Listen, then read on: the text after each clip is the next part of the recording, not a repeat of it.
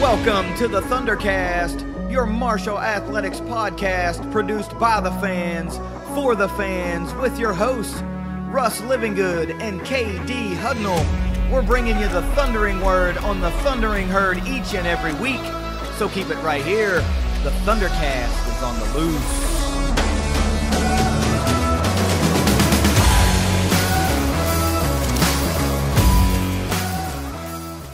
Thanks for downloading another episode of the ThunderCast. You can follow us on Twitter at ThunderCast_pod and give us a like over on Facebook. Please go down to the description in the episode below. Click the link so it's really easy to subscribe and follow us on all of our social media platforms, especially YouTube. Big news coming out really, really soon. I know we keep saying that, but hey, you got to tease, right? You got to tease. Anyway, huge day, well, huge week in herd athletics this week. We have some championships that came to an end. Basketball's winding down. Baseball, softball are really hitting a stride. And just other general awesome news. It was a really great week. So let's get it all rolling. But before we do, let's get a quick word from our sponsors at 304carwreck.com. If you've been injured in a car wreck, visit 304carwreck.com on the web or on Facebook. What happens when an Ohio driver crashes into a West Virginia driver in Kentucky? That can be a mess. But if you can dream it up, Jason and Matt have probably been there, done that, and gotten their clients paid. Don't fight the insurance companies alone. Contact Jason and Matt at 304carwreck.com. Russ, super busy week. Lots of killer news is out there in the Twitterverse for the herd fan to consume. So let's talk about a little bit of it. Give me, I don't know how many things, but at least 5 things every herd fan needs to know this week. Well, this week it actually will be a true 5 things every herd fan needs to know this week. And as always, those are brought to you by Ignite Link, the Tri-State's premier IT management team. We're going to start off number 1 with something pretty cool. Macie Majoy, first ever Sun Belt Conference champion for Marshall University, as she wins the pole vault in the SBC championships. So remember the name, remember the event, because at some point that will win you some bar trivia, I'm sure. But that's cool. The first one is now taken care of, and now it's just all downhill from here, right? They're just going to start flooding in. Huge congratulations to Macie Majoy. The cool part about it is, which we were talking about before we hit the record button, she wins with a height of 3.99 meters, which is far below what she had been exceeding in the meets leading up to the Sun Belt Indoor Championships. So that's cool. She didn't even need her best to be the best in the conference. Congratulations to Macie Majoy bringing home the gold for the herd in the pole vault. That is so freaking cool, man. It is cool. You know, I'm glad that we got that first one out of the way. Now we can just run off 37 or so over the next. Yeah, no big deal. Yeah. Number 2, Tavion Kinsey continues to climb. He passed Skip Henderson on Wednesday for second all time. He is now 15 points away. We're recording Friday night after the basketball game that was played earlier tonight. And he is now 15 points behind John Elmore, who is still, of course, in first place. And we have at least one game to go. Yeah. And of probably course, more. Hopefully more, yes. But the one thing you have to take note of is, and we'll talk about basketball here in a little bit, but by losing that game tonight, I didn't know this until earlier, that if we would have won the Sun Belt regular season championship, that gets you an auto invite to the NIT. So that would have guaranteed at least 2 games. Yeah. So just something to take note of. If something happens, Marshall gets eliminated early or Kinsey gets injured early in that game, that could potentially be the only game Marshall gets if they lose that opening round of the SBC tournament. And let's be real. 15 points is not that easy. It's not a gimme. I know he averages well above that, 22.2 coming into tonight, and he scored 22 tonight. So it's not a gimme. a lot of players on a lot of teams would love to score 15 a game, Sure. or they would love to hit 15, and maybe that would be their season high, career high. It's not going to be, and you can't just say, well, let's just feed him the ball and get him this. This is No, not you some got to throwaway win. game. This is a tournament game. And Yeah. I think if we had him on the show right now, he would say, I don't care if I score 0 Yeah. if we win the game. Yeah, I'd go Because yeah, scoreless if we won, yeah, if we meant winning. yeah. Of course, because that's the type of kid he is. It's the type of player he is. He's been a we over me guy the entire time he's been at Marshall. Now, do I think this will happen for him? I sure do. I do I too. sure do. I also see us in more than one game, but and not just with the SBC tournament. Whatever happens in it, I see us playing more games than just the SBC tournament. I see us playing some, whether that's the NIT, whether it's the CIT, whether it's whatever, whether it's winning the SBC tournament and going to the NCAA tournament. I see us playing more than just this tournament. Yeah, and if I recall, Marshall kind of did that for John as well. They played in a postseason tournament, one of those buy-in tournaments, so that he could have a couple of games to try to get that record. So it's not like it would be a rarefied occasion. I mean, it would be a rarefied occasion, obviously, because not everybody breaks the scoring record all the time, but it's already happened once, and it wouldn't be setting a precedent. Precedent's already set. So if they needed to do that, it might be something that they would do.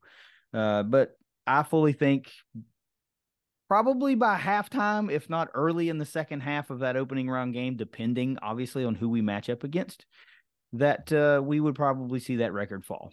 Yeah. So Kenzie watch is, man, that point total is just shrinking on down. It's really close. It's got to be pretty cool for him. It's got to be a great feeling. Even though I'm sure they would have liked to have gotten that win tonight, as would all of the Herd fans. And again, we'll talk about that more, but pretty cool accolade to have coming your way. What else he did in tonight's game, which you're aware of, he hit his 1,000th made field goal during that game and tied him with Skip Henderson for first all time here at Marshall. So well, that was earlier in the game. He actually went over 1,000. So now he's the sole leader in that category of made field goals. But dang, yeah, you don't really think about that when you're like, yeah, it's a couple thousand, 3,000 points, whatever the total is. And you're like, but then you hear something like 1,000 made field goals and you think, well, hell, it probably does take that many to get to, that type of point total. But that's huge. So congratulations to him for that. I mean, that's really cool. That's one of two people that made 1,000 field goals. And the number 2 guy made 1,000 on the nose, which is also kind of one of those wild things. Yeah. But that's pretty neat, man. I'm glad at least he got that. And we think the scoring record is it's just a matter of the next game coming to the schedule. Agree. Moving on to number 3, 11 swim and dive members from Marshall were named to the Missouri Valley Conference Scholar Athlete Team. Just KD, what is it? Well, anytime we talk about academics, it's a differentiator. It is a differentiator. But now it's more than just that, right? Because we had swimmers that were competing really at a really high level in the Missouri Valley. So it's also, what you're posting time-wise and doing it in the classroom. So let's list all 11. It's Paige Banton, Kate Bolgarskaya, Jenna Bopp, Madeline Hart, Lauren Henderson, Grace Kelsheimer, Esther Laban, Maria McGovern, Kaylee Payne, Federica Savoa, and Joelle Williams. Now, here is what it takes to get on here. I don't know that a lot of people realize this. Scholar Athlete honors require athletes to have competed in the MVC swimming and diving championships and maintain either a 3.5 grade point average and obtain all conference honors, achieve a 3.7 grade point average and receive all conference honorable mention, or maintain a 3.9 grade point average and participate in the MVC championship, and that includes non-scorers.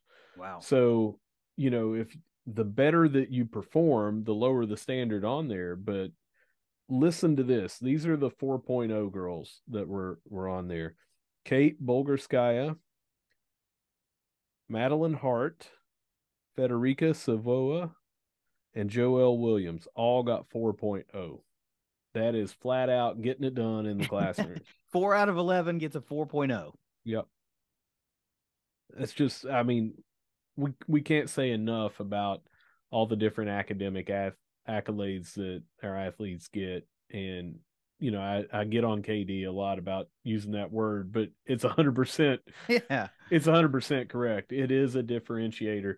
Athletes that care about the classroom want to know about that sort of thing. Parents want to know about that sort of thing. I feel like our fans love that sort of thing. You know, I do too. I mean, I feel like that even though they might not keep tabs on it, it's like when we bring it up, it just kind of makes you feel good inside. You know what I mean? I've ran into all kinds of different people, and that is some of the things that they bring up that they're like, I love that you guys even talk about what goes on in the classroom. You know, and this is Marshall grads and everything. They've been here in school and they love that sort of thing. They're proud about that when these accolades get given out for classroom activities, GPA, that sort of thing. It would be if I were a high performing athlete or just an athlete that made it to the Division I level to compete, which is hard enough to do.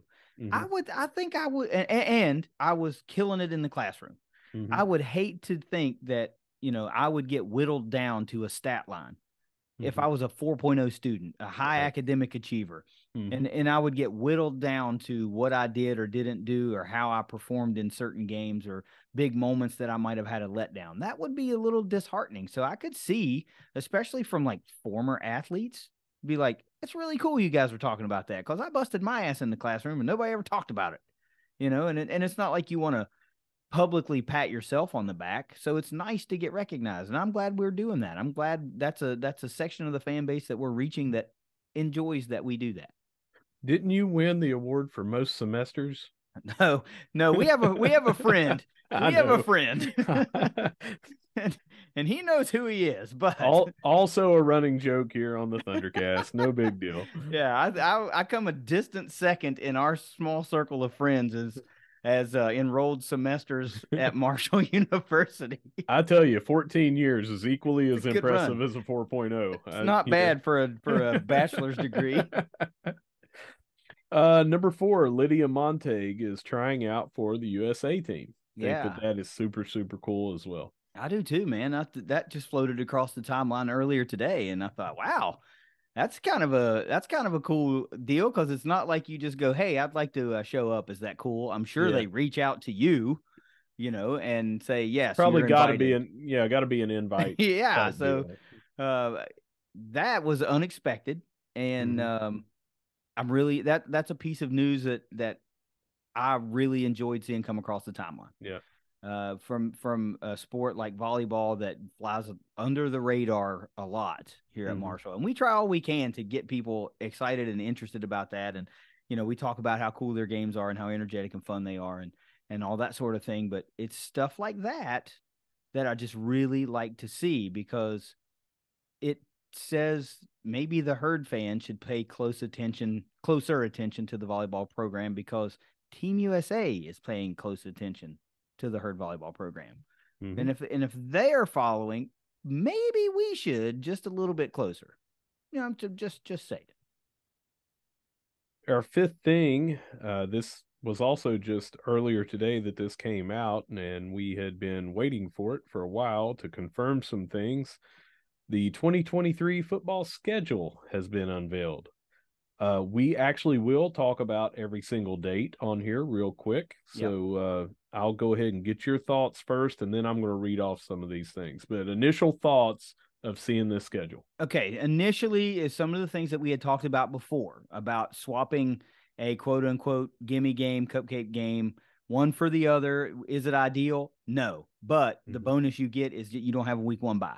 So that's a great trade, right? So not too many people are going to be pumped about seeing Albany on the schedule after getting rid of, what was it, Central Connecticut State? Yep. But by doing that, you eliminate a week 1 bye. So right there, Yeah. huge, huge plus.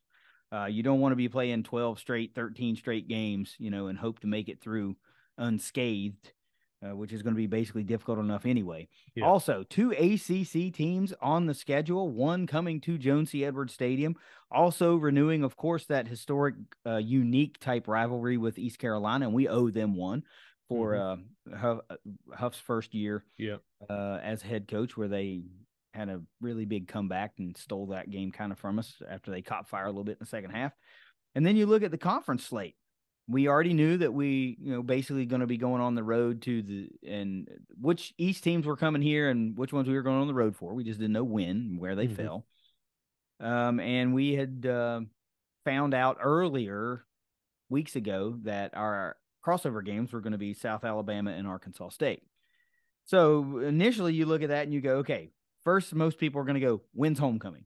And you and I were talking about that before. We're going to speculate, pure speculation. Let me get that speculation hat and put it on here. 100% speculation. We do not know this. We are not saying this. This is what we are speculating, that it will probably be Old Dominion on September 30th. Why, Russ? Because James Madison is a midweek game. Yeah. So that's probably not going to be it.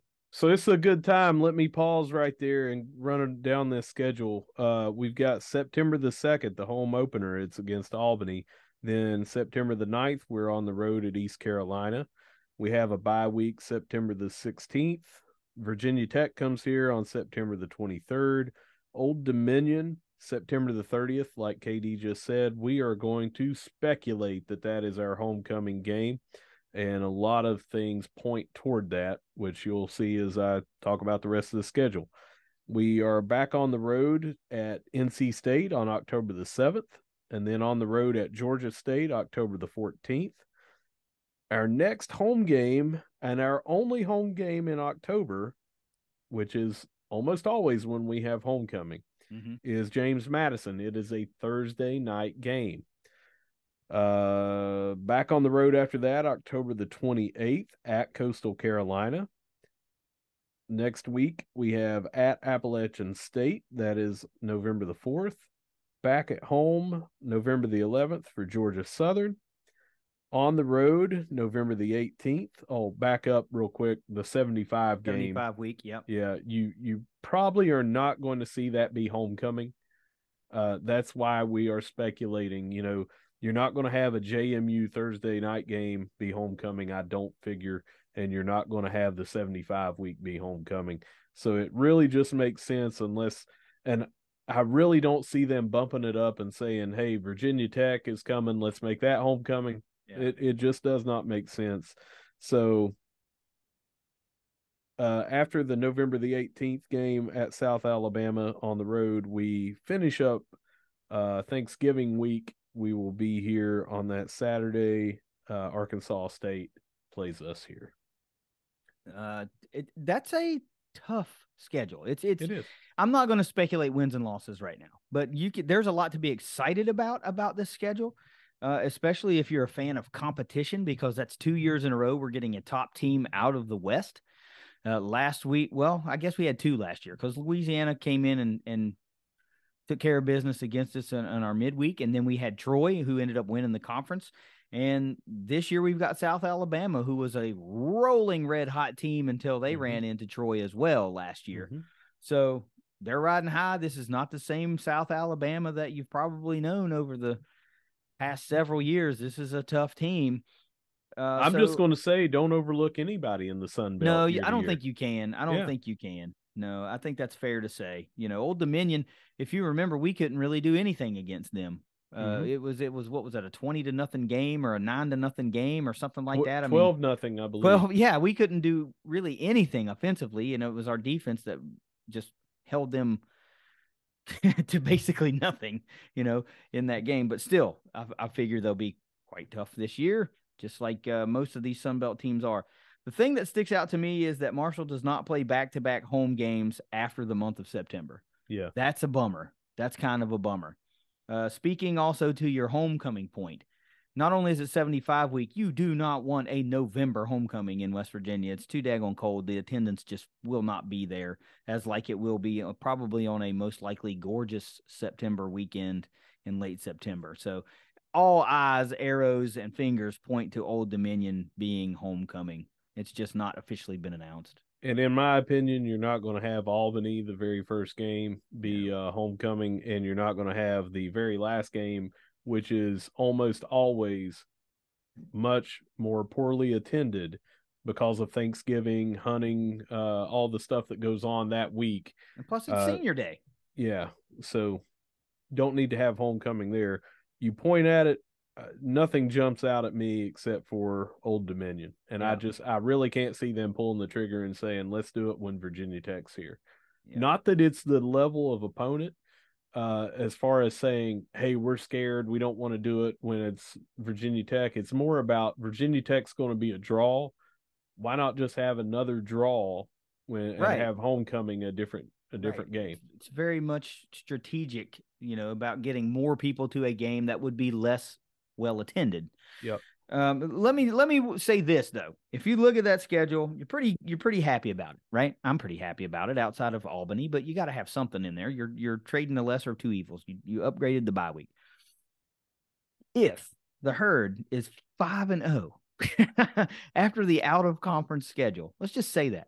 Boy, oh boy, are there going to be a lot of ears, eyeballs perked up on Marshall Thundering Herd in Huntington, West Virginia. Holy moly. I'm not putting the cart before the horse. I'm just saying, if you look at that and you go, geez, East Carolina on the road, Virginia Tech at home, Old Dominion at home, and NC State on the road, if you come out of that 5-0, wow, you're going to, I think you will garner some serious attention at that point. Now, we've got a lot to talk about before that, but that's just a knee-jerk reaction when I look at that out-of-conference schedule. It's hard to deny.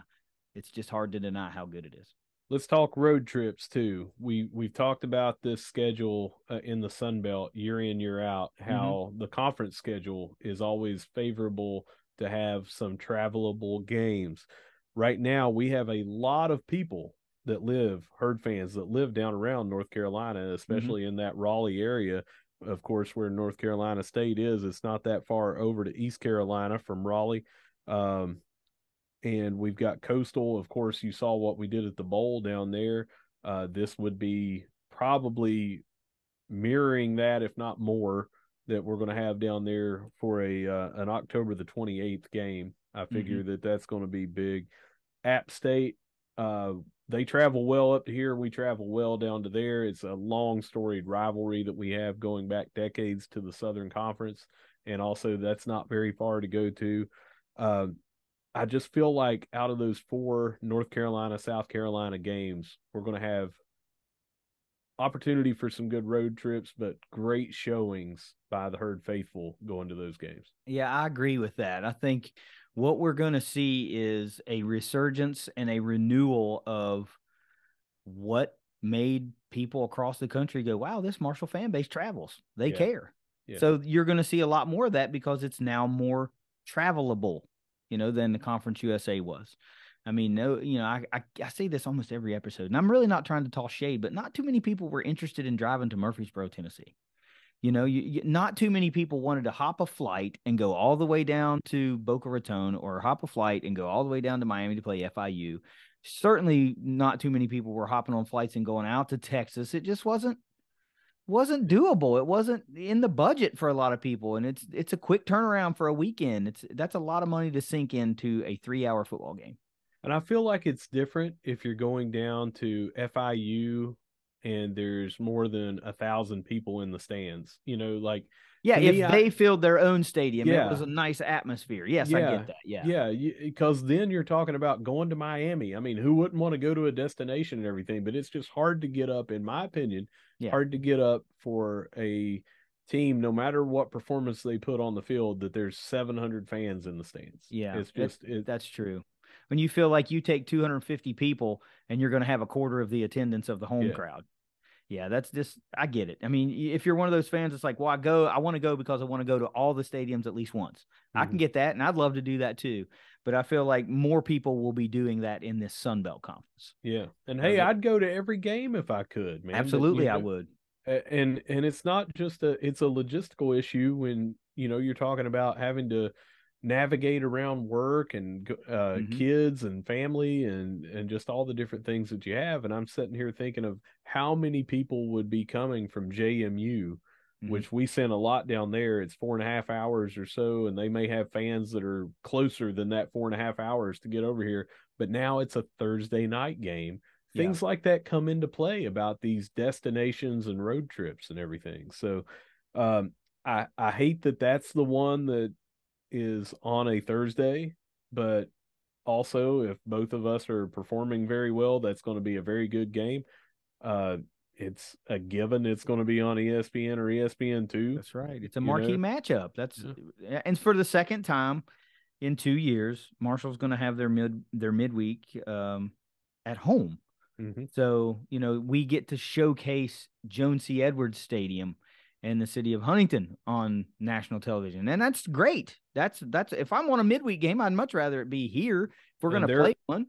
there's some other Sunbelt teams that have multiple, and Mm-hmm. a couple of those are on a Tuesday. I would much rather have a Thursday game than a Tuesday game. Yeah. I think as long as we keep performing at a high level, as long as we keep posting and competing for the division and for the conference, we won't be that Tuesday game. We'll be the Thursday game, because that's more eyeballs on a Thursday night than a Tuesday night. So that, of course, falls on not just Huff, the staff, and the players to perform. It also falls right back on us to, support at a championship level to keep us performing as best as we can. Last thing I want to talk about, I don't know if you want to move on. I'll talk about schedule for another hour. I don't care. But with this, I saw that now Big Green renewals are open again with the Mm-hmm. schedule that came out today. So if you haven't jumped on the bus for the Big Green this year, or if your renewal is up and you hadn't remembered, I was going to do that today, get there. There's a link also in the description of the show. Just scroll down to the bottom. It's really easy. Click the link. It'll take you right to the landing page of the Big Green, and you can join or renew. And remember, they did what is it called? A herd forever or something Heard like that. forever. Yeah. So you just click the box when you fill out your info, and it's a donation every month that comes out. Whatever you want, it's what it comes out. And Forever. it doesn't have to be every month. If you do Yeah. annual, Yeah. it would just repeat annually and everything. So however you do, it would just auto renew on there to make it as simple as possible for you. Because I have talked personally to people that just say, "Hey man, I just forgot to renew." Yeah. Well, you don't have to I worry did. about that. Yeah. Listen, I want to tell you that I thought legitimately, that this was a thing before. Mm-hmm. And I thought this was coming out all the time. And I got in a conversation with, Ryan Crisp earlier last year. And he was like, "Hey man, I appreciate you getting back in on the Big Green." I'm like, "What are you talking about?" He's like, "Yeah, you fulfilled your obligation and it didn't renew." I was like, "What?" So I tried to stay on top of that, and I thought that it was a perpetual thing, and it wasn't. Mm-hmm. And I was like, "Man, I'm sorry. I let it lapse for like 2 years, thinking I was in the Big Green." Mm-hmm. So when I went back and renewed it, I was like, I want to make sure that I can forget, right? I don't have to remember anymore. I click the box once, and I'm good. Mm-hmm. So please consider doing that, even if it's again $5 a month. Please do that. Let's get as many folks into the Big Green as we can, man. We need to put together a serious championship level membership. We need to put together some serious fundraising efforts if we want to compete. Remember, it's playoff expansion, it's making the push, it's getting to the next level. We if we want it, we're going to have to act like it. We're not just going to be able to talk about it. Agreed. All right, that finishes up our 5 things every herd fan needs to know this week, and as always, brought to you by Ignite Link. Before I switch it back over to KD, for the benefit of everyone that is watching along on YouTube, you will have probably already seen, but I will point you back here to the chalkboard that is behind me. If you're listening over on Spotify, Apple, or any other platform, head on over to YouTube to catch a glimpse for this. And after a couple of days, I'll post a photo of this at hashtag TC chalkboard. But clue number 1 of 7 is behind me right now. All right, KD, put it back on over to you, and we can talk about this little feature that we're going to talk about. Well, I'm trying to see. I don't see a. I'm looking for a bracket real quick because Okay. the women's bracket is out, by the way, but I don't see the men's bracket right yet. They just put the women's bracket out 4 minutes ago as we're recording late tonight. And I will go ahead and tell you this before we get in the round of the herd and it gets lost. Marshall's women's basketball team will be a number 8 seed in the Sun Belt Conference tournament, playing their first game Coastal on Wednesday. Coastal Carolina on Wednesday in the second round. So they did get a first round bye by being the number 8 team. So they'll play number 9 Coastal Carolina at 11:30 a.m. at 11:30 a.m. on Wednesday, March 1st. That's probably Central Time It as is well. Central. Everything that we're going to talk about that will be men's and women's SBC tournament. Keep in mind, all of these will be Central Time as we read them off.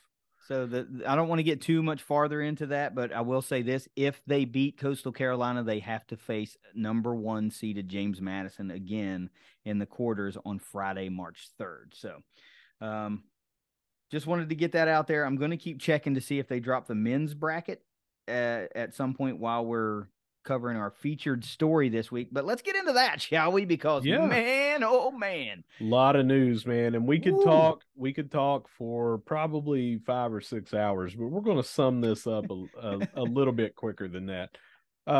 Basically, we have a lot of facilities news.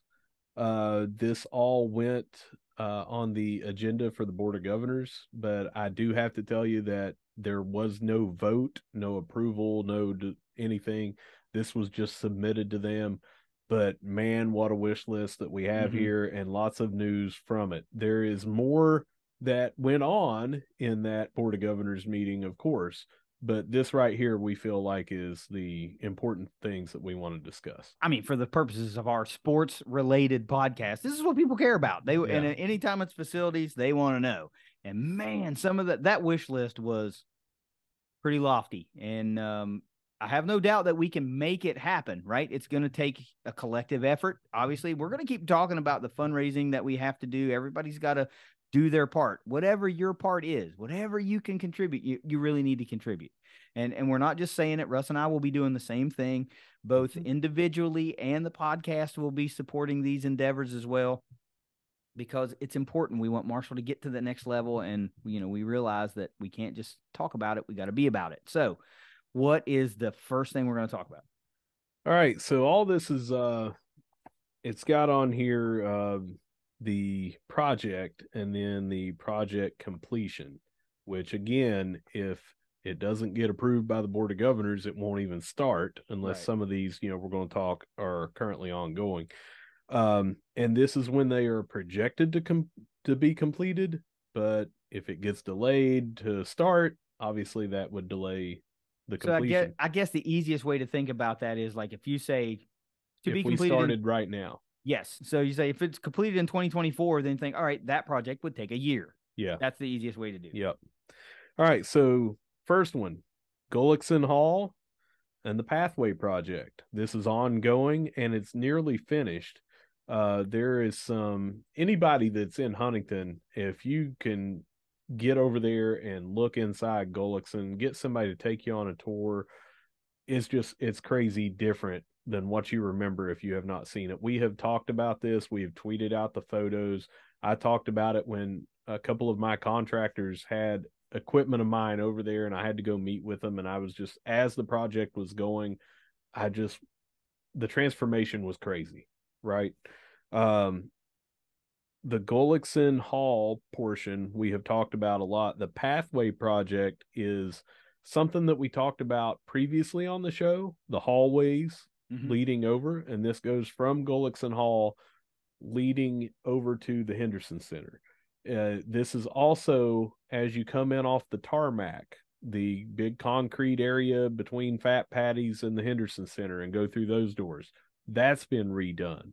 The stairwells leading into these, every single thing to go from point A to point B or point C to point A, whatever, all of this has been redone. And we're talking new flooring, handrails being painted, stairs being painted, big graphics put up on the wall. All the doors are painted black and they just pop with these green graphics and things that we have.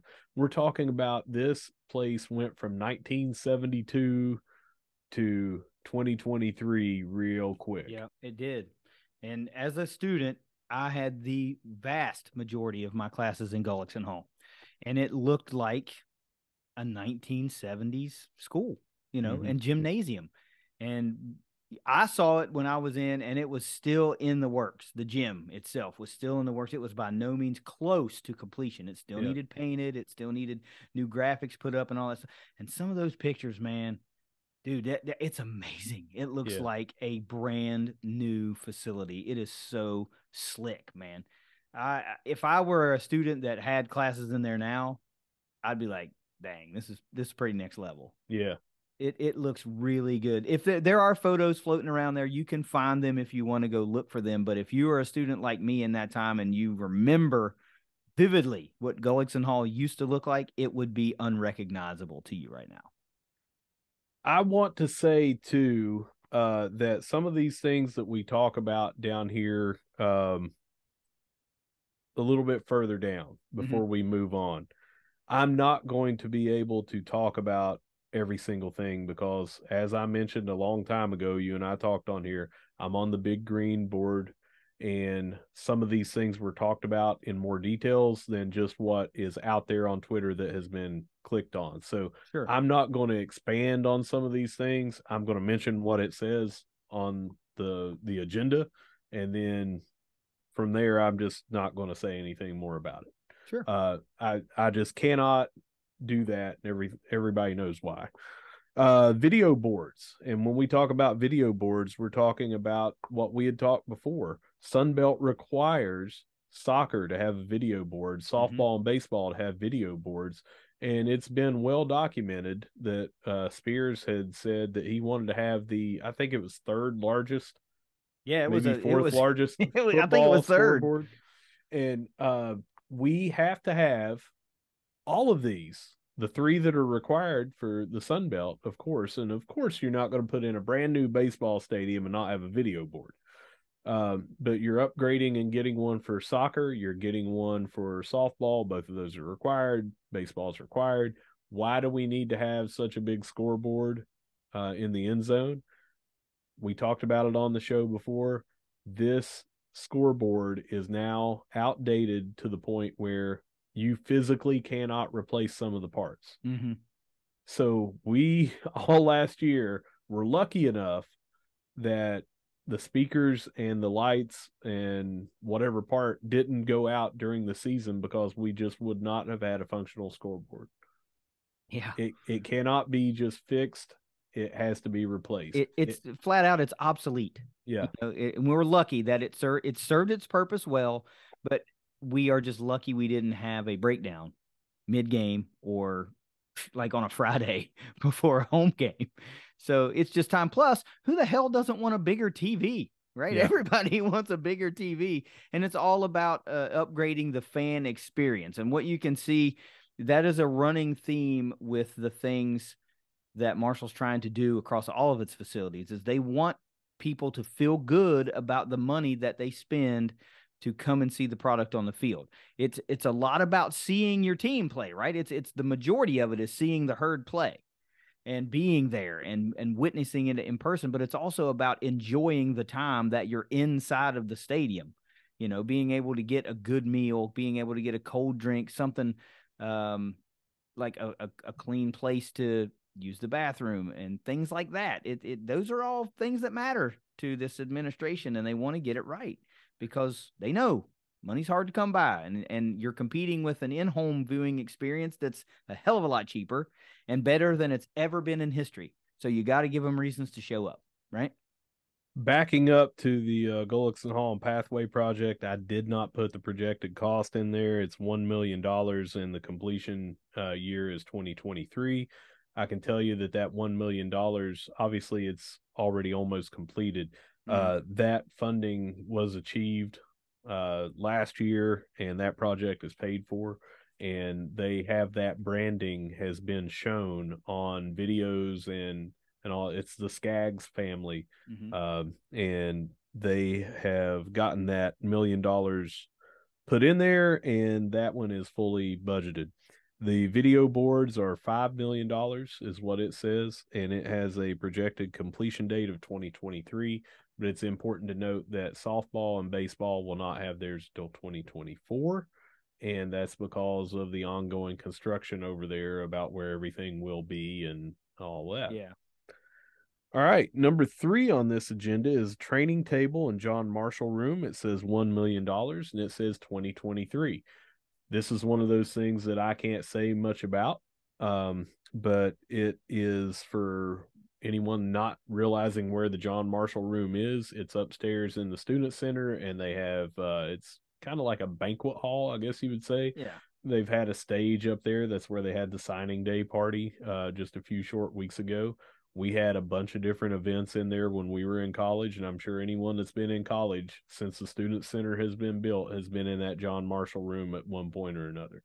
Yeah, it's just a big multi-purpose type facility where you could have a lecture or speeches or a catered event or what have you. So everybody's familiar with that space upstairs, and it will, there's a project that encompasses that room. So there will be more details about that, but I think it'll be a welcome bit of news when it finally hits the airwaves.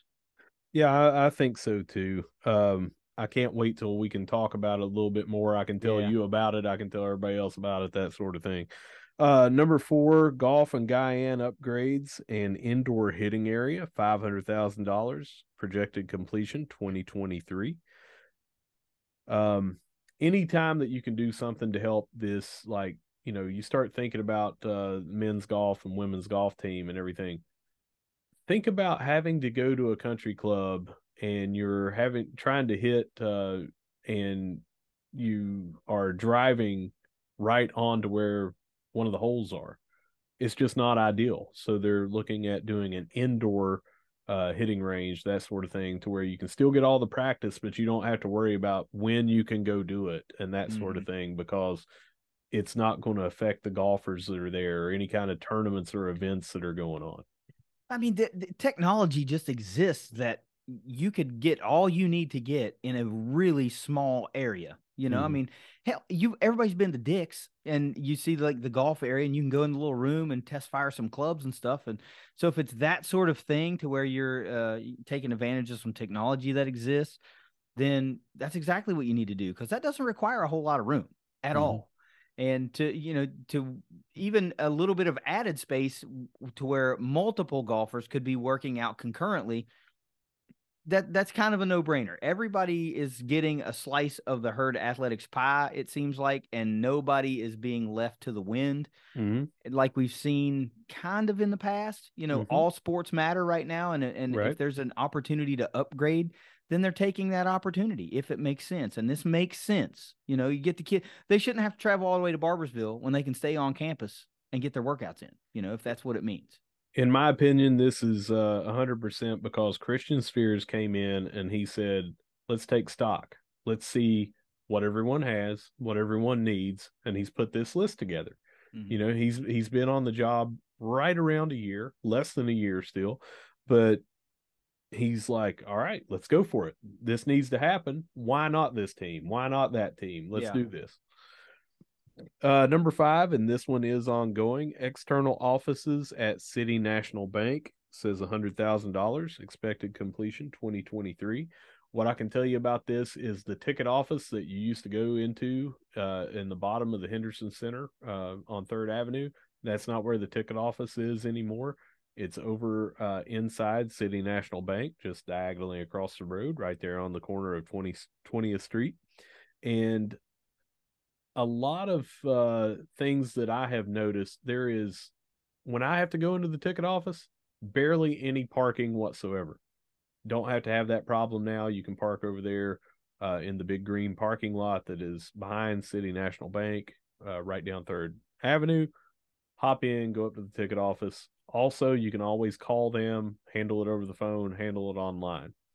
But that and a couple of other things are moving over to City National Bank, and that'll be on the 3rd floor. 6 creative suite upgrades. That's $100,000, and that projected completion is in 2024. Don't really have anything to talk about on that one. Number 7, this is ongoing. Of course, you have seen all kinds of posts and videos on social media, but the baseball and softball complex 2024 projected date, that is still on schedule. They have got a lot done, even since you and I talked about that photo that came out that had the third base dugout or the home side dugout. I can't remember which side it was. They have a lot more done, and they seem to be rolling right along. The projected cost that is listed on here is $7 million, and that is on top of what has already been raised.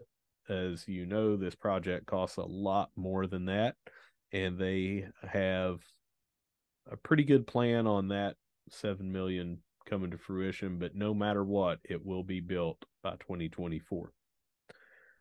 Number 8, sports performance, weight room, and fuel station. Fuel station has an asterisk beside it saying that it is ongoing, and we have had photos of that already. That was partnered with Gatorade, if I'm remembering correctly, and that has been finished. But the sports performance in the weight room getting some more upgrades, and I think that that's also getting upgraded alongside the pathway project, because there is a weight room over there, not just the one in the Shoey. So that is $3.1 million, 2024. Big one that caught everybody's eye. Number 9, sand volleyball courts. Yeah. Sunbelt sponsors beach volleyball. We said, let's do it. So we're going to have an all women's. It'll be a women's team only, beach volleyball. And they have $3 million put for that, 2024. And the question that I've seen everybody say on social media is, does sand cost $3 million? No, but the land that you have to put the sand on sure might cost quite a bit. So depending on where they are going to have it, you don't just, back up a truck, put some sand down and put a net up and have it. You gotta call it a day. Yeah, you gotta have some other things go along with that. But we are going to be now obviously this is pending approval of the board, but we are going to start having beach volleyball. We're going to sponsor beach volleyball as a sport, and that'll give us another female team, women's team. 10, facilities lettering project, $2 million, 2024. That's just going through and being that brand cohesion that we talked about. Mm-hmm. Let's take some old lettering off, put new lettering on, make sure it's the right Kelly green, make sure it's the same block M where it needs to be, all the lettering matches at every facility, that sort of thing. Number 11, the natatorium, getting a little bit of a makeover, $500,000, 2025. Number 12, indoor tennis center, $500,000, 2025. Right now, we are using it's kind of up where Walmart is at the mall, up on the hill. That's where the indoor tennis center is right now. So not too sure if they're looking to put an indoor tennis center closer to campus, or if that $500,000 is going to do a renovation up there. But that is something that, if this gets approved, we hope to have a lot more info about. Mm-hmm. Yeah. 13, soccer facility upgrades, $6 million, 2026. I can tell you that there is a lot that they want to do up there, and obviously $6 million, it sounds like a lot. If you remember, they put in the temporary bleachers and then they became permanent bleachers. I think that everyone will be kind of excited if this gets approved and what they're going to do. Again, they put a graphics video board kind of around, for ads and everything, instead of just I don't know what pads, I guess, that were there before to serve as kind of like the out of bounds line, or beyond out of bounds, but you know what I'm talking about. Yeah. Investing in this soccer program, I mean, it's elite right now. And I think it's the right time to capitalize on that and all the excitements that's there. You see sellouts, might as well go ahead and do some expansion and make that one of the premier places to play. A lot of what is going in here, there was some chatter about last year, and it's that they kind of need to upgrade the lights. The wrong foot candle is a term that they use. The foot candle outprint uh, determines when and where you can have tournament games. So if you want to have a tournament game in at nighttime, you have to have a certain foot candle from your light output, and there's just some upgrades that need to be made. Almost done. 14 outdoor track. Big news. $5 million, 2026. By the way, that was 2026 for the soccer facility as well. We currently do not have an outdoor track. Everything is indoor in the Chris Klein. So going to have to find a place for that as well. I am kind of thinking that it might coincide with this next one. Soccer practice field, $1 million in 2026.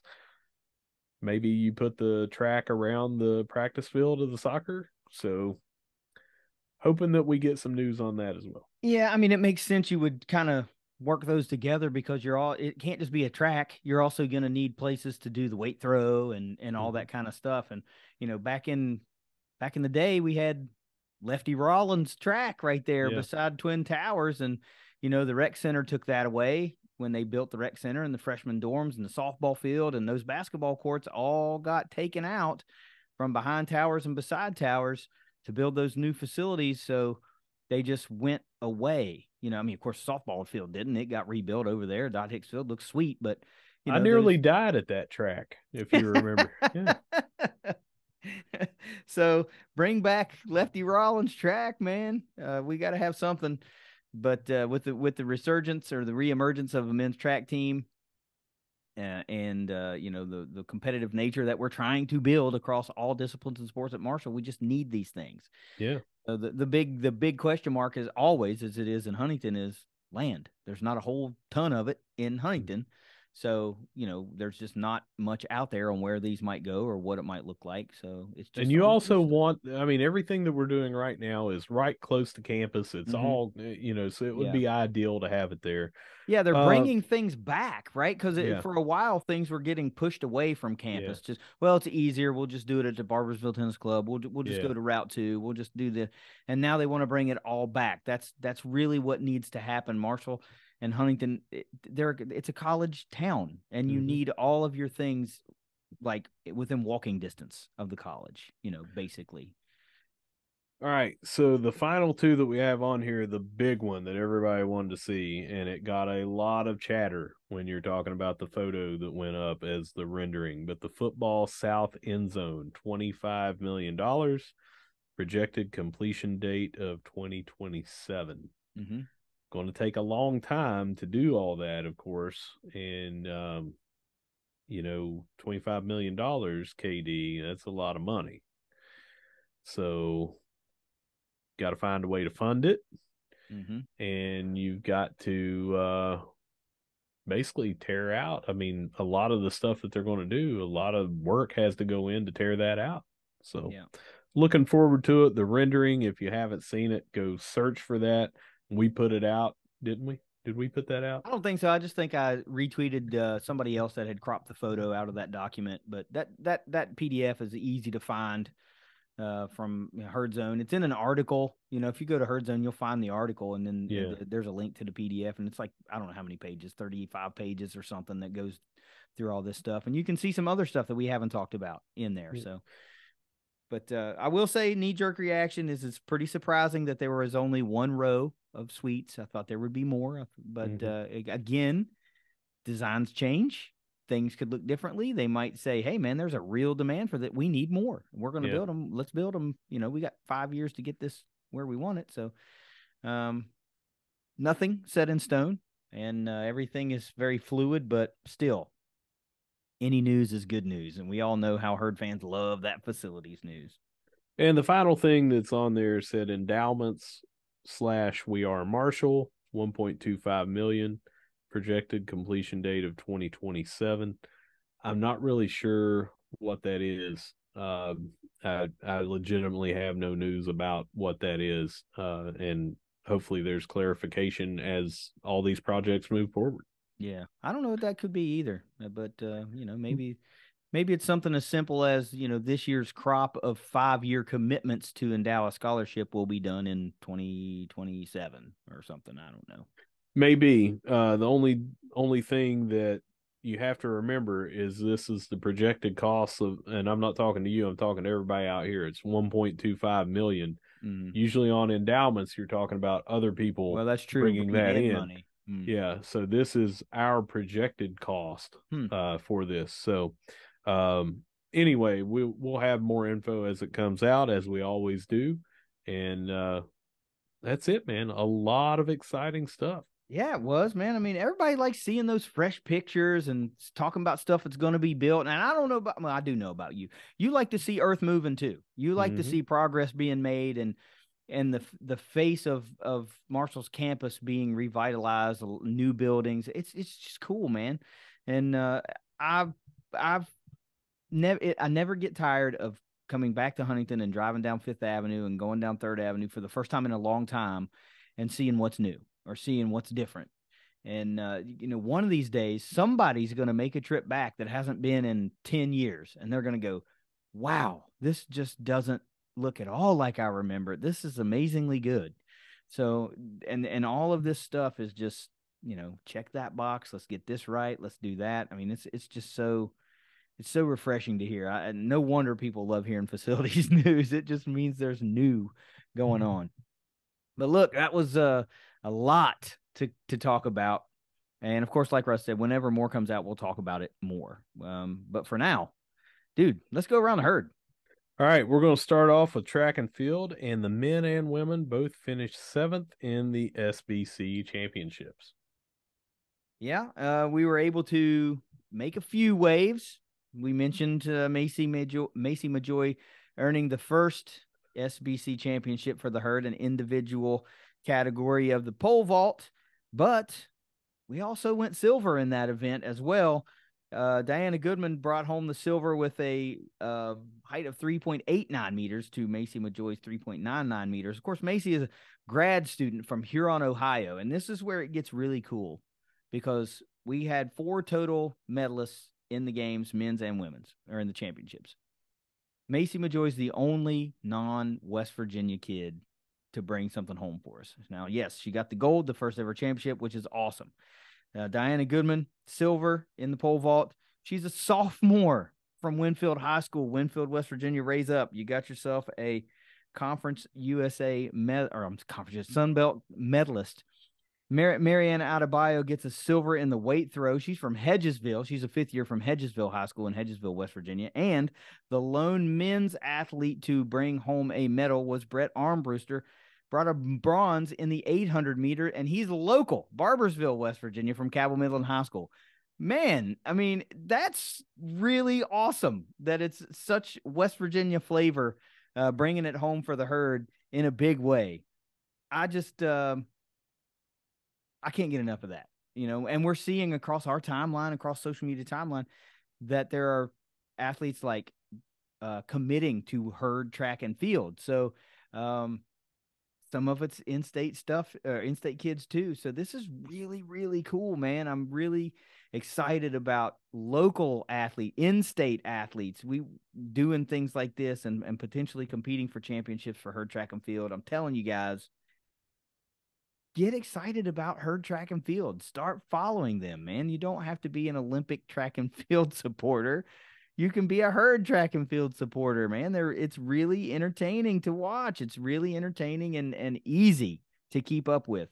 Congratulations to those 4 and everybody else across herd men's and women's track and field for competing in the Sunbelt Indoor Championships and doing all that you can do to help take the herd to the next level.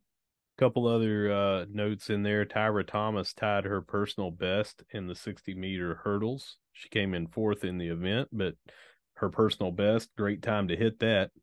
And the record was smashed by the team for the distance medley relay. I didn't see what they had as the old record, but they came really, really close to getting first in that, and they got second just by a little, hiccup. But great performance all around in our first time going through the Sun Belt Championships, and just like anything else, just hope to grow and start doing more and more. I mean, we brought back the men in January, and it's February, right? Yeah. Let's see what they do next year, when they get 2 months to practice, not just one. I'm going to move over to baseball. We completed the series sweep on Sunday afternoon. As we were recording last week, that game was ongoing, and that was against St. Louis. We won 10-5, and that started the season 3-0, and Greg Bills at 3-0 as his career coaching here at Marshall. Today, we lost the opening game of this weekend series against Charleston Southern, and that was 18-8. Ended up putting on some offensive firepower, especially at the bottom of the order, the 7th and 8th hitters. 7th hitter hit a home run and drove a few in, and Chris Noble at catcher in the 8th spot in the order hit 2 home runs today. So even putting out that firepower, we just couldn't get it done from the hill. On the mound, we gave up a lot of hits, a lot of runs. Had I think his 2nd, 3rd, and 4th innings were 3, 3, and 6 scored against us. So after 4 innings, we're down 12 to 4, 12 to 6, something like that. But anyway, just could not catch up. Too little, too late, hitting some late jacks, and then they had another 6-run inning later on in the game, and just put it out of reach, 18-8. So yeah. got 2 more chances though tomorrow morning, or as you're listening to this, be on Saturday, and then got them again on Sunday, and hopefully we can pick up 2 more wins, and then we're heading home, and we'll be up on Route 2 as we talked last week on Friday, March 3rd for a 3-game set. Yeah, it's unfortunate when you run into a team that's just got the bats going. I mean, 8 runs will win you a lot of ball games, throughout a season, but run into a hot team that puts up 18, that's just hard to win. Yeah. But now we've got, you can, we've got the losses behind us now. It's okay. We can settle in. All the pressure's off from trying to go undefeated all year long. The good thing about baseball in these series is they do not carry over the score from the previous game. Oh, yeah, that's nice. So it's going to start out 0-0 tomorrow, and all you got to do is go out and score more runs than them tomorrow. You don't have to worry about you gave up 18. Yep. In fact, you hope that they got it all out of their system. And I mean, we jokingly say that, but how often do you see that happen? All the time. All the time. Even in double headers, somebody will go out and dominate one game, turn right around and can't put a base runner on for an entire game. It's at every level, too. Yep. It's just the nature of the game. Sometimes you're on and sometimes you can't hit. And we just really hope that they got all their scoring out on that, because ultimately you're going to lose that game whether you lose 1-0 or 100-0. So who cares? It was a loss. You move on to the next one, and we're just going to hopefully take the next 2 and take the series. On a brighter note, Herd softball is red hot. To start the weekend. 2 games today. First game was against Northern Illinois. They get the 5-0 win in that one.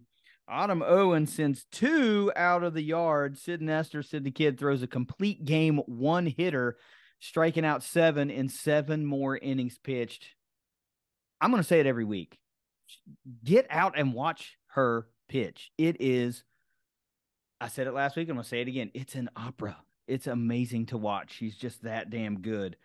And then in game 2, the Herd played Morgan State and just beat the freaking brakes off of them. 11-0 mercy rule.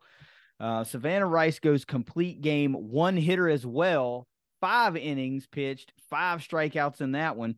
And Autumn Owen takes a third home run of the day out in that game. Bub Faringa also plates 3 in that one. The Herd got the bats out in a big way on this Friday. Let's see if they can keep it carrying over. I didn't look. Do they play 2 games tomorrow or just 1? Do you know? No, they play let's see, Princeton and Liberty both tomorrow. Okay. And then they finish with Elon on Sunday. So they have 2 games tomorrow, and then the third game, which will be the 5th of the weekend on Sunday. So here's been the bugaboo for the Herd.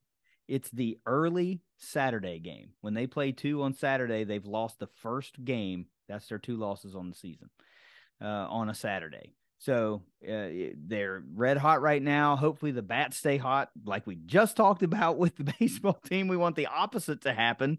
But let's hope the Herd bats stay hot. Let's hope our pitchers just keep dealing, man. I mean, dang, 2 complete game 1 hitters, both with the same number of strikeouts as innings pitched. I mean, they're just dealing. They're dealing. So let's see if we can keep that hot streak rolling. It would be really great to go, would you say 5 total games this weekend? Yeah. 5-0 on the weekend would be really awesome.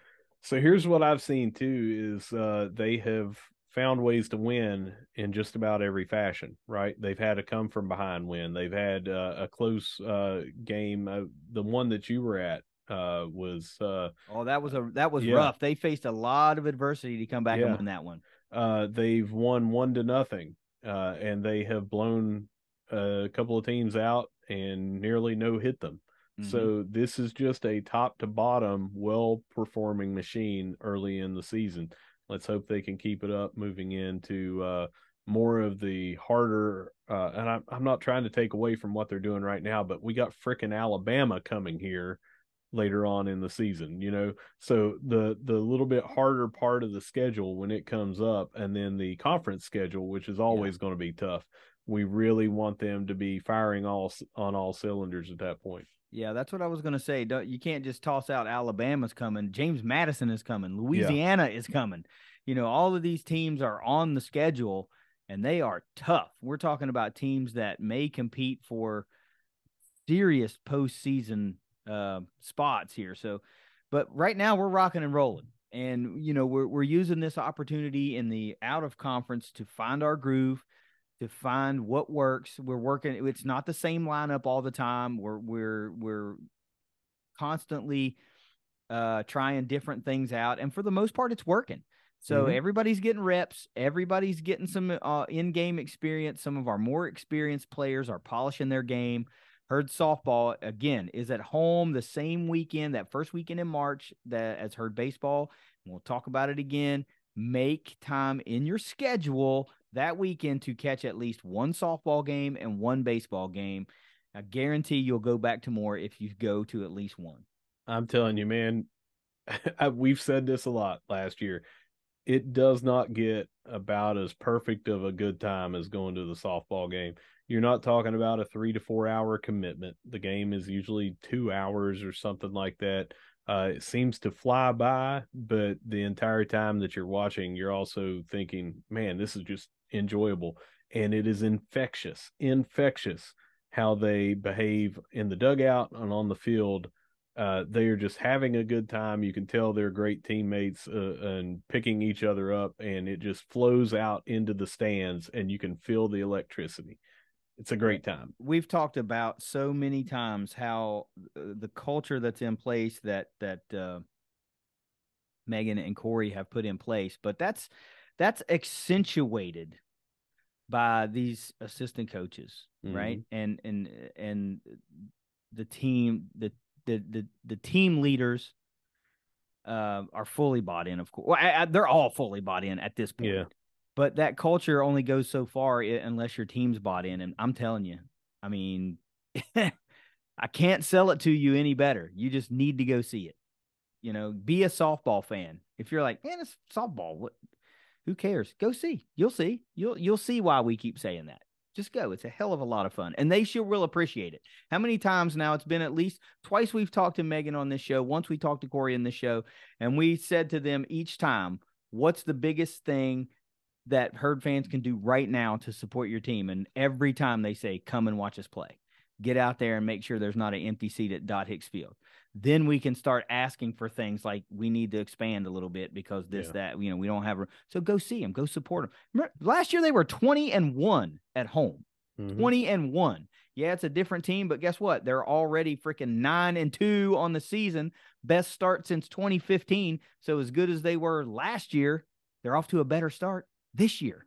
Another good reason to go see them. Where are we going to next?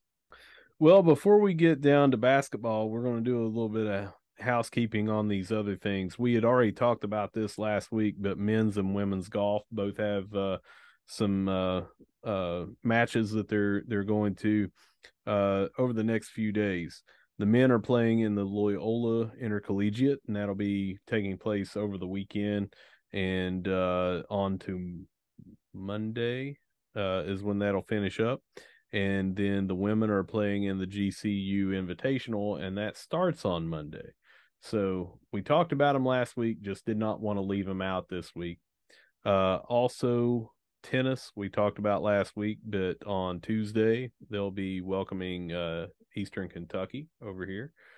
And then women's soccer, we talked about it last week too, but they had their first spring game at the Vet against Concord, and that was tonight, but there's no information on it, so we can't pass anything along. I was busy with the kids at home and watching the men's basketball game, which we're going to talk about here in a minute on ESPN, so I did not get over there, and I can't find anybody that has put anything on Herd Zone or the Twitter account for it, so we got really no news until tomorrow when it comes out. We'll have it on social media.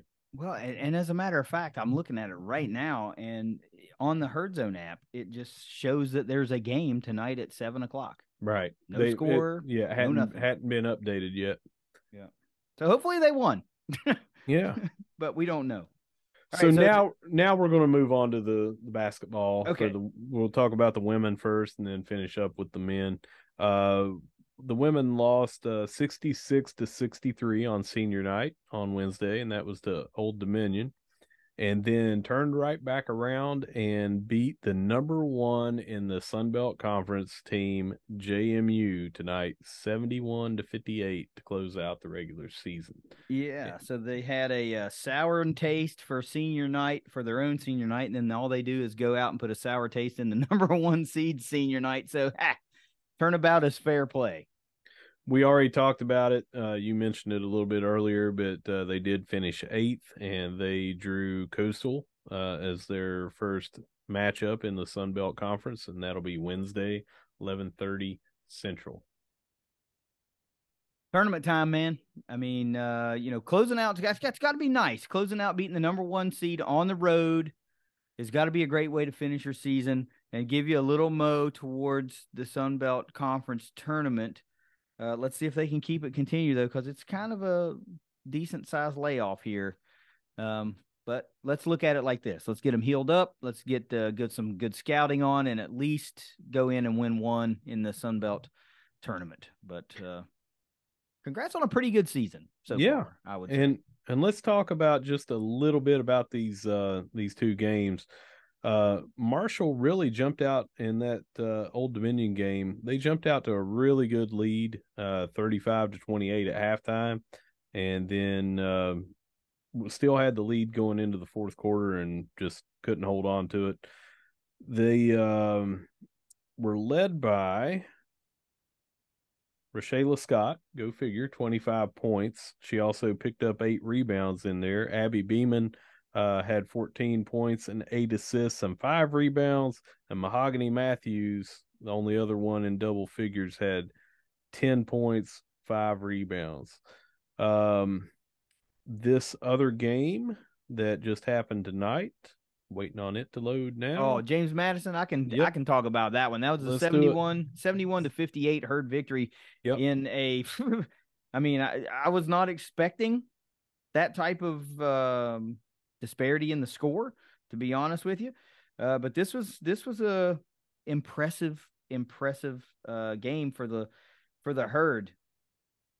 we talked about all the time how important it is for them to get that third scorer. Yeah. And that's what happened in this one. Of course, your usual suspects, Abby Beeman, Rochelle Scott, both put up good numbers. Abby goes for 20 points, 7 rebounds. Rochelle Scott has 17 points and 9 rebounds. But she's actually the third leading scorer in the game for the Herd because Tara Harness turns in an 18-point performance off the bench in just 23 minutes.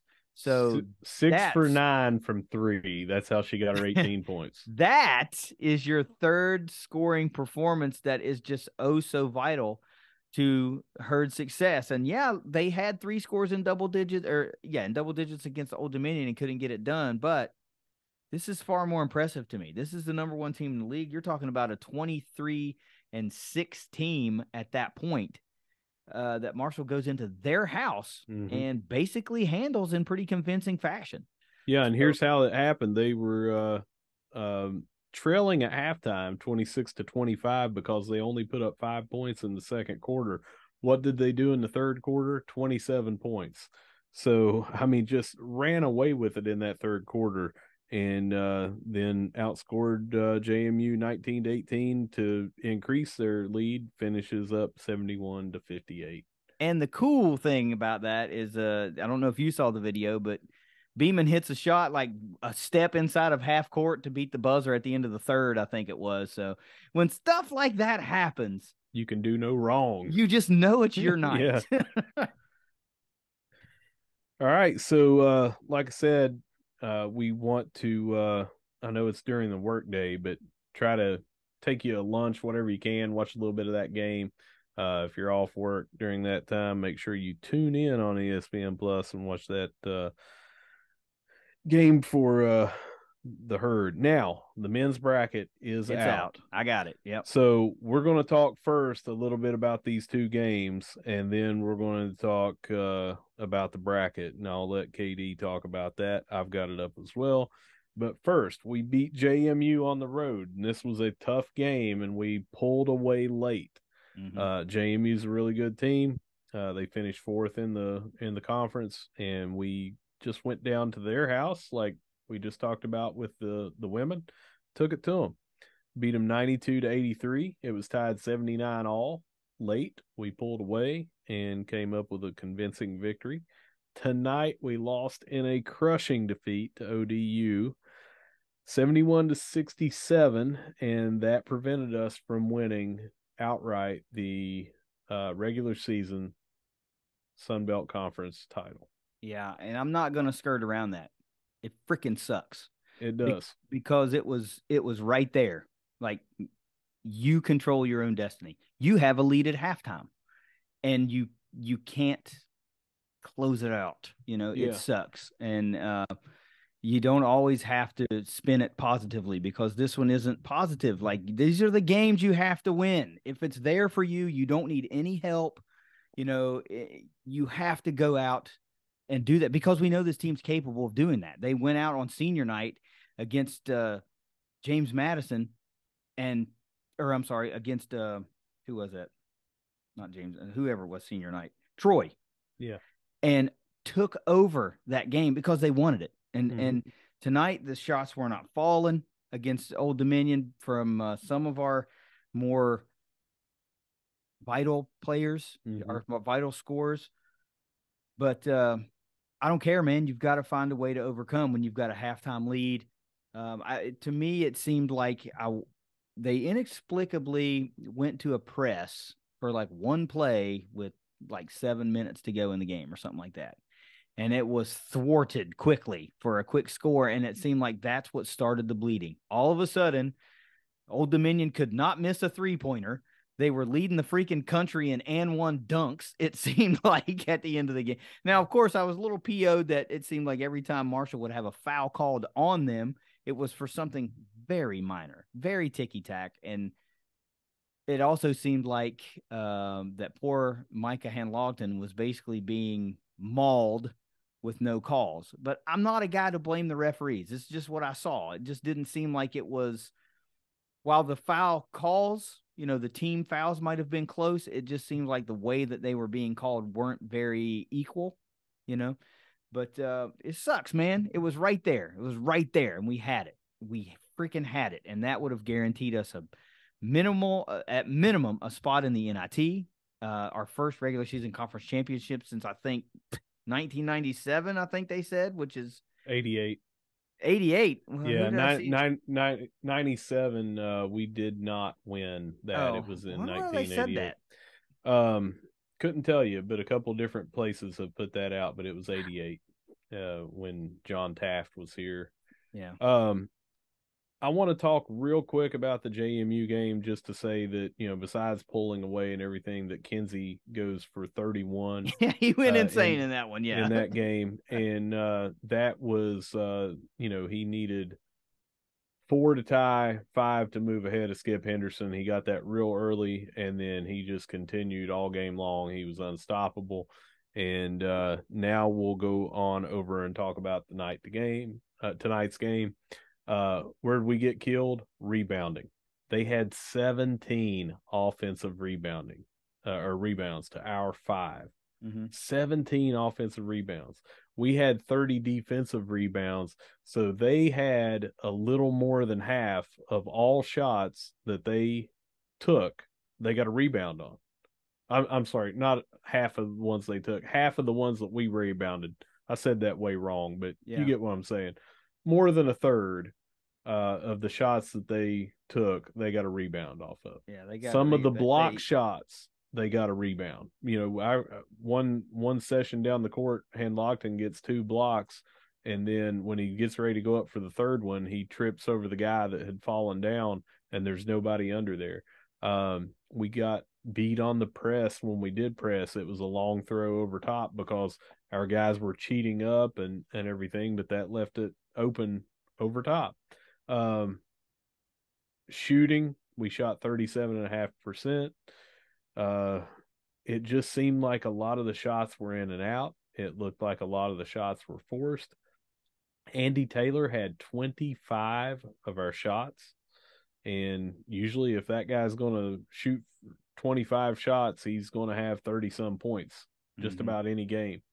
It just, nothing was really going our way. Even the times that we were getting rebounds or getting our hands on what should be rebounds, we just did not. It would hit off of our hand and go to the other guy. We got out-muscled, out-hustled. We didn't hit our shots, and it sucked. Now, am I beating up on the team? No, because now we need to take that loss and go into this tournament with a chip on our shoulder instead of going in winning 6 in a row. Now we go in saying, we can't do that again. We need to go in and show them. So, KD, how are we going to show them? Well, the Herd lands as the number 3 seed in the SBC tournament, earning, of course, that double bye. Marshall will play on Saturday, March 4th, against the winner of opening round game Texas State and Georgia State. Then they will play Old Dominion. We will play the winner of that game. So not ideal to have Old Dominion potentially being the rematch game, but I say bring it on. But also ideal to have Old Dominion being the rematch game because it'll be on a neutral floor. It will not be in Norfolk in front of a home crowd. It will not be on some rims that Old Dominion is used to shooting on. And I like our chances against anybody in the conference on a neutral floor. So it will be a little nice to get a shot at revenge at them potentially if they are able to beat either Georgia State or Texas State. But the other thing that goes along with that side of the bracket, both Georgia Southern and Louisiana end up on our side of the bracket, a team that we had fits with twice and a team that dominated us down low at their house earlier in the season. So that side of the bracket, as far as bird's eye view of matchups, probably not the most ideal for Marshall fans or this Marshall team, but I don't give a crap, man. It's neutral floor. It's tournament time. You win 3 games and you go dancing. That's what it is. Marshall will have to win 3 games in 3 days to go to the NCAA tournament. I think you can do that. Marshall loses a game against Louisiana where they go on a 5-game win streak or a 4-game win streak, and then they lose this one right here. So why not go on a 3-game win streak and get yourself into the NCAA tournament. All the goals essentially are still in front of this team, with the caveat of not being regular season champion. And we all know in college basketball, that really doesn't amount to a hill of beans if you're a one bid league. If we're lucky enough to be a two bid league, maybe it matters a little bit, but doesn't matter.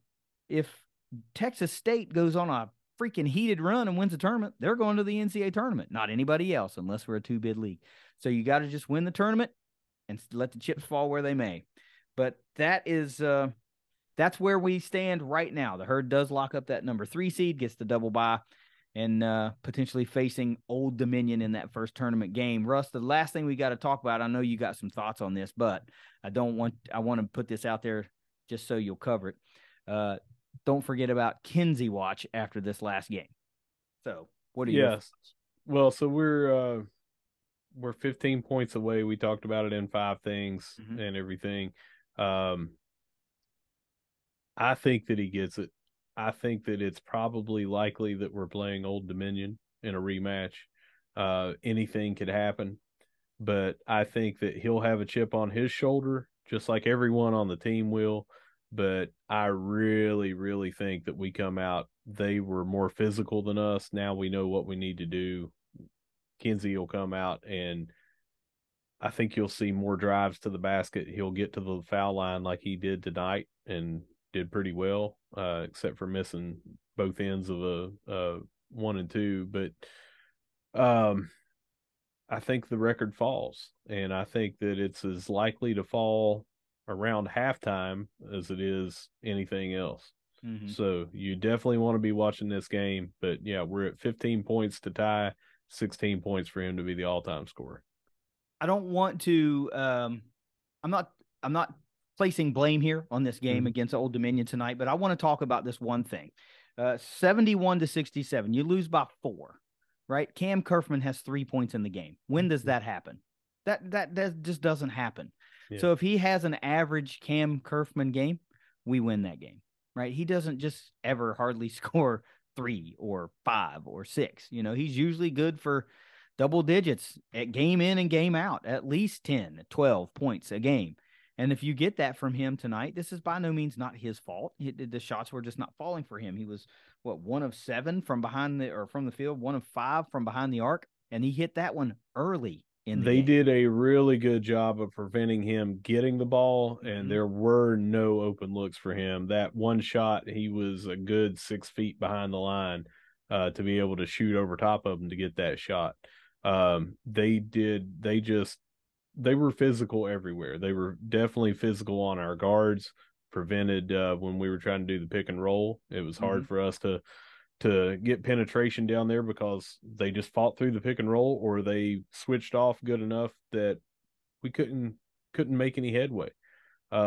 It was just an off night, but kudos to them for the way that they played. And I went to the ODU game up here in Huntington, and they played the exact same way. It's more of a slow down, lower scoring, try to prevent people from just running this fast break offense that you want to run.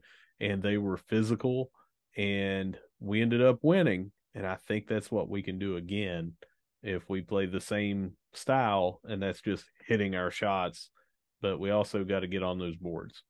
Yeah, from a percentage standpoint, it was pretty even. I mean, pretty even. But the caveat to that is percentages are pretty even, but Old Dominion took more shots, right? So they were able to get, and that leads right into that offensive rebounding you're talking about. They had more opportunities. They had second chance shots all night long. And again, so an uncharacteristic and 1 on threes, or not and 1, but like a foul on threes. You get 3 foul shots and several and 1 plays. And I thought, how is this happening? Several calls on our players where they're obviously, I just couldn't figure it out. Hands are straight up. There's, you're not initiating contact. You're actually taking the contact, and they still get whistled. It was rough, but it'll be a new day come SBC tournament time. And I imagine that Danny will have these guys ready to roll. And game within a game, I think we see Micah Henlogton a little bit different in the next time around when he faces Old Dominion, because he was getting mauled, and it wasn't being called. So I think we'll see him a little bit more aggressive this next time around, and I'm kind of here for it. He can't get too aggressive though, because he fouled out again in this game, and we have seen historically that our rebounds suffer when he's out of the game. Sure. And obviously he's not in there to get as many blocks and change that dynamic down low. And I really want to see him get involved aggressive that way on offense, but he's really got to watch. I think that his reputation of coming in here as a 7'1" freshman phenom, nearly leading the nation in rebounds. He's right up there around 10 a game that he's getting, and he's up there in blocks. He's got a reputation of, hey, this guy is in here and this and that, so let's watch him. I think he gets a lot of fouls called on him just off of reputation when he's not really doing much to warrant those. But I have to disagree and say that when I was watching that game, I saw just as many that were non-calls. I was like, how did we killed that guy and they didn't call that? And in fact, on that breakaway at the end of the game where they called it on the floor, I mean, that to me, that's his continuation, or if you want to call it, that's a clear path to the basket, whatever you want to call. That wasn't a foul on the court, on the floor. Yeah, I would agree with that too. So I, and I know you're not blaming, you said you're not blaming that on that, but I do have to say, when I was watching that game, it was almost refreshing based on some of the absolute horrid calls we've seen in some games that we've had this year. And I remarked that on Twitter to the ODU guys that I kind of felt like it was called straight up, that they got by with a lot, and so did we. And then they got called for some knick-knack fouls, and we got them as well. So it's just human nature that when we see it happen to us, obviously you're like, hey, come on. But I did see it on the other end as well. I saw it early on against us, and I think it changed some of the things that we had to do because Kinsey had 2 early fouls. Yeah, he didn't play the full first half. So it alters your game plan at that point, and it may have ultimately shaken out evenly. But when it happens early in the game and your whole game plan gets altered, man, that's tough to recover from. And Marshall just wasn't able to do that. But I'm still frustrated, as every one of those players and coaches are, that they weren't able to capture that championship. They wanted it. We all wanted it. And no, I'm not bailing on this team for crimini's sake. They're 24-7. If we could get that every other year, everybody would be pumped about that. So 12 wins last year, 24 this year. If we're going to talk about how awesome they do, we're also allowed to talk about when they let us down, because like I said, what we say in the very, very, very first episode of the show, when not things always go good, sunshine and rainbows. Right. When things go good, we're going to talk about it being good. When they're not so good, we're going to talk about that too. Because face it, that one sucked. If you got anything else, let's have it. Otherwise, take us out of here. Yeah, so I do have something. This was not something that we wanted to discuss in 5 things, or it didn't really fit in around the herd, but just announced today by himself. Offensive lineman Stephen Fauché announced that he is medically retiring. He had a spinal injury last spring, and if you saw, he was on the sidelines. He was in pads most of the time, but he was on the sidelines the entire game. And usually he had the headset on, and he was helping call plays in and everything. And I always kind of wondered why. I didn't know, the story and everything, but he decided that he wanted to have non-invasive surgery. He would rather try to get work it out in other ways, and he's decided that it's best for his health and his future to retire. I just want to say that he's one of those players that I love, because here's this injury that I didn't know about, but here's this situation. He's on the sideline, but he was cheering them on the entire time, seemed to be like an extended GA or a coach out there, helping call in the plays. And I remember him going and taking people to task on Twitter after that JMU game and calling out is like, no, I've got the receipts. You guys said it. And if you remember, that's the only game of the year that I called that I thought we were going to lose. Mm-hmm. And I was one of the people, because we didn't know that their quarterback Centeo was going to be out. I had us losing like 42-7. Sure. And, I had to come in with the biggest buffet of crow that I could, and I was happy to eat it. So good, wasn't it? I was, oh man, I'd go back for more. But that was one of the things I loved, that he said, no, I'm going to call you all out, not us, but just anyone, and said, I'm going to call you guys out. We did this for us and all that, and I've got these receipts where you said that. And that was the kind of turning the season around in that game, from where we had dipped down. So he became a real favorite of mine, and I wish him all the luck. And I just wanted to give him a shout out here on that and say it sucks. I know that it sucks, but it seems like he's got a great head on his shoulders, and I'm glad that everything that he said, he's going to finish everything here at Marshall, his undergrad, and get a master's here, and that he was going to continue trying to help the team.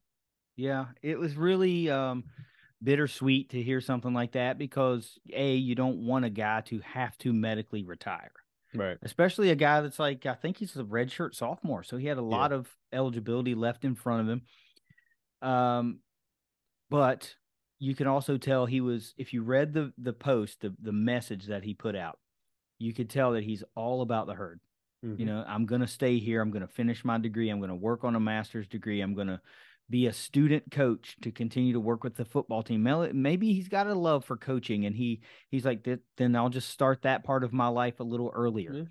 But, he talked about making these tough decisions so that and this one kind of caught me because he said, I want to be able to hold my children at Marshall games. Mm-hmm. And I thought, if that shit doesn't put it in perspective for you, then you're looking at things the wrong way. Yeah. If you're mad that, if you're taking the stance like, great, now we're down an offensive lineman, then you have the total wrong outlook on life, because it's much bigger than football. And that one got me. It really did. I was like, wow, this is a 19, 20-year-old kid who's thinking 20 years down the road or 10 years down the road, like, I want to be able to come back to a Marshall game, and I want to be able to carry my kids into Joan C. Edwards Stadium.